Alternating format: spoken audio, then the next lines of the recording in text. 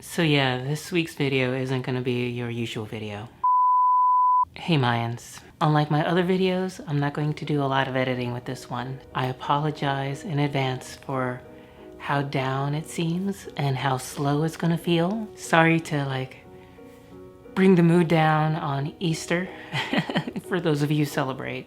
But I'm just not feeling it. I don't think there's anything wrong with that, and I don't want to hide anything from you guys, so instead of making a video where I'm pretending to be happy and everything seems fine, everything is not fine. That's okay to say, I think. I think that's okay to even show that to you guys. The last couple weeks have been really, really hard for me. Not because of anything necessarily that's happened. There wasn't like one precipitating event or anything. And it's not even necessarily a case of the depression I struggle with, although I'm sure that plays a part. It has to do with what my friend Andrea, who's on this channel not that long ago, called emotional labor. The heavy lifting that I have to do, or maybe I feel like I have to do as a transgender person. And it just seems in the last few weeks, I've had a lot of these things happen. So I've been doing a lot of heavy lifting, and that takes an emotional toll on me. I need a break. And I also feel like I need to get a little bit of my emotions out as well. The story I'm about to tell is something to do with that, and in fact, the day my dad died. But I want to talk a little bit first about what I've been seeing lately. And I've been seeing a lot of transphobia. And what makes it particularly hard is that I've been seeing a lot of it from people who should know better and who are allies. But what I found about people who assume that they are allies is that they often shut down. They don't want to learn anything new or even be told in any way that they might be falling short. Because of that, I've had to jump into the fray in a lot of online discussions to let people know that this is not okay. And not only that, not only is it not okay, it's not okay that you're not willing to listen to transgender people when they tell you that something is transphobic. And so that emotion is built up inside of me over the last couple weeks as I seem to have had to step into discussion after discussion after discussion on this. And there's only so much I can take. I get very dispirited when I just see another version of that somewhere else. And it's never ending. It just does not stop, Any one of those doesn't really particularly hurt, to be honest, at this point. It's just that it's a never-ending wave of so many of these, and that does wear you down. I wanted to tell this story about my father because it's one that will bring up a lot of emotions in me.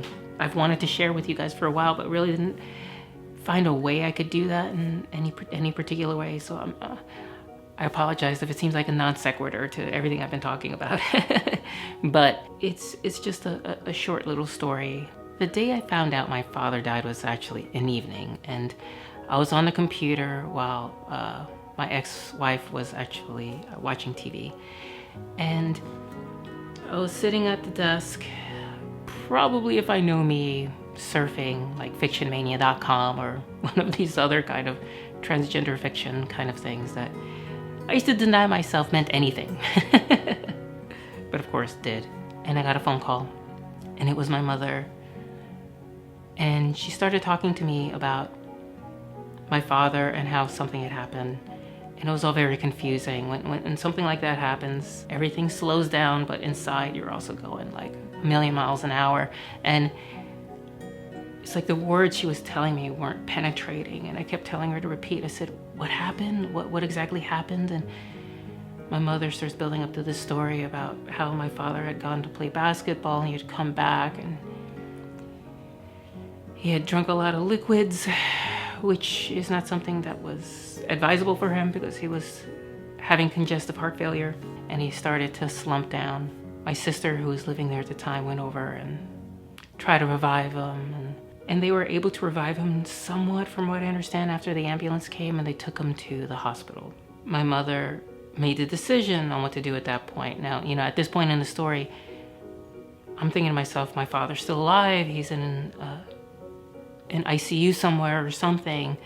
And that's when my mom told me that my father had never wanted to be hooked up to machines, so she decided to unplug him, and my father had passed. I have a lot of feelings about that, to be honest, a lot of feelings. I really, really, really, really wish my mom had thought to maybe gather his kids before that was done so we could say goodbye one last time. But she didn't. So I never had a chance to say I love you, even if he wouldn't have been aware of it, but he would have been alive. I quickly looked up if I could fly out right then, and there were no more flights left, so I decided to fly out in the morning. The only wrinkle in all this was that my son was in a playoff baseball game in the morning. We decided not to tell him right away for a little bit longer. Let him not be sad with this news, right? I mean, that's a big burden, especially at the time, you know, he was 7, he was about to be 8. The next morning, I get up and I go to the baseball game as if everything's normal, right? Very difficult to do when you have this huge news. And my son was in this little league team. They were the Dodgers, right? He probably, if not the worst player in the team, you know, certainly not the best. Although that was a lot due to something that had happened to him at the previous season where he had gotten hit by a baseball. At that age, they don't have kids pitch. It was a machine. We had done our best to try to get him over that. We went so far as to actually getting him 2 different kinds of pitching machines, believe it or not. First, one that threw kind of little soft kind of balls, like spongy balls, and he was really good at that. He would hit that ball like really far. But that didn't really improve things very much because it wasn't the same thing. So we went and actually bought him a real pitching machine. And I worked with him a lot. I remember quite a lot to pitch these hard balls at him and get him to give him a fighting chance, you know? See, I'm thinking forward in the story already and I'm already crying. So here's this playoff game. It's his first playoff game. It comes to the point there's 2 outs and my son is up.